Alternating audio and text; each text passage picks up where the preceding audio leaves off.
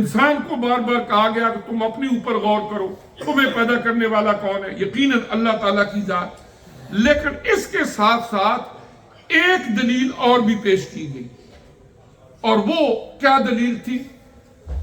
کہ اے لوگو، میں نے تم میں اپنی 40 سال کی عمر گزاری ہے، اس 40 سال کی عمر کے دوران تم مجھے صادق اور امین کہتے تھے، آج جب میں نے کہا ہے ایک اللہ کی عبادت کرو تو تم میرے خلاف ہو گئے۔ قولوا لا الہ الا اللہ تفلحوا، کہہ دو اللہ کے سوا کوئی لائق عبادت نہیں تو تم کامیاب و کامران ہو جاؤ گے۔ جب یہ بات نبی کریم علیہ السلام نے فرمائی، قریبی رشتہ دار بھی مخالف ہونا شروع ہو گئے۔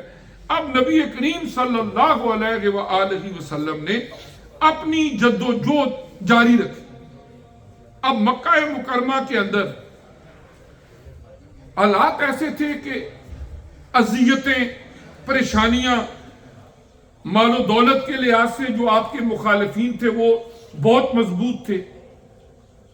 نبی کریم صلی اللہ علیہ وسلم کو طرح طرح کی لالچیں دیں، لیکن آپ صلی اللہ علیہ وآلہ وسلم نے اس مشن کو آگے جاری و ساری رکھا، اور مشکلات تو بے شمار برداشت کرنی پڑی، لیکن شاید آپ کے علم میں ہو کہ 6 سال 6 ایئرز تک نبی کریم صلی اللہ علیہ وآلہ وسلم نے دن رات محنت کی، کوشش کی، کاوش کی۔ کتنے لوگ سیدھے رستے پر آئے؟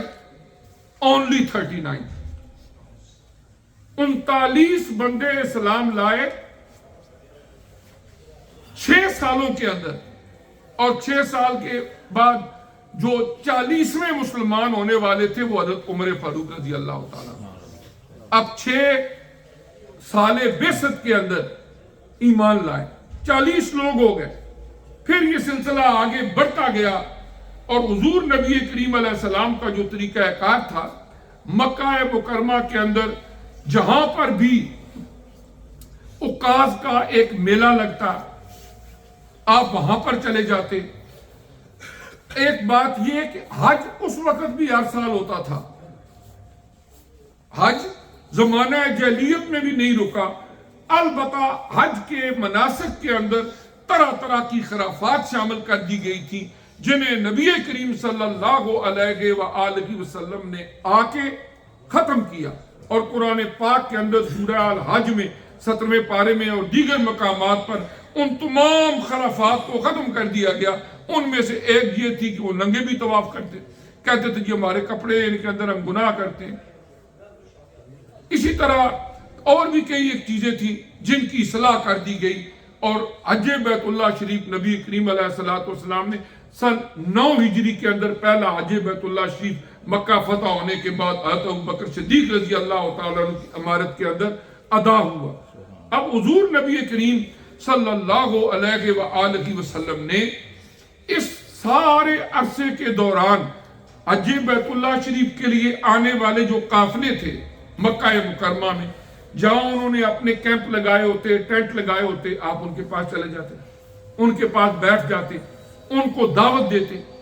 اب مدینہ طیبہ جس کا پرانا نام یثرب تھا، یثرب سے بھی لوگ حج کرنے کے لیے آتے تھے مکہ مکرمہ، اور وہاں سے جو لوگ حج کرنے کے لیے آتے، حضور نبی کریم علیہ السلام نے ان کو بھی دعوت دی، اور ابتدائی طور پر جو 12 لوگ دائرہ اسلام میں داخل ہوئے، یہ وہی لوگ تھے جنہیں اللہ کریم نے مدینہ طیبہ واپس پہنچ کے حضور علیہ السلام کی میزبانی کا شرف عطا فرمایا، اور یہی لوگ تھے جنہوں نے وہاں جا کے تبلیغ کی، اور پھر جب حالات حد درجہ ناگزیر ہو گئے اور حضور نبی کریم صلی اللہ علیہ وآلہ وسلم کو حکم الہی ہو گیا کہ آپ ہجرت کر جائیں مکہ مکرمہ سے مدینہ طیبہ، تو یہی وہ ہوسٹ کمیونٹی تھی کہ حضور علیہ السلام یہاں سے گئے۔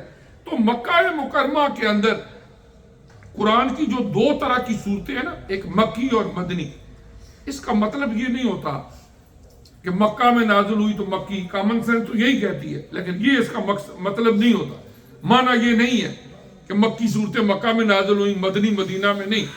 حضور علیہ السلام نے جب ہجرت کی تو ہجرت کرنے سے پہلے قرآن کا جتنا حصہ نازل ہوا وہ مکی ہے، اور ہجرت کے بعد جتنا حصہ بھی نازل ہوا وہ مدنی ہے۔ مثلا قرآن پاک میں آخری آیت تو نازل ہوئی الیوم اکملت لکم دینکم واتممت علیکم نعمتی وردیت لکم الاسلام دینا۔ یہ قرآن پاک کی وہ آیہ کریمہ ہے جو سب سے آخر میں نازل ہوئی، اور یہ مدنی ہے۔ نازل کہاں ہوئی؟ میدان عرفات میں، جب نبی کریم علیہ السلام خطبہ حج دے رہے تھے۔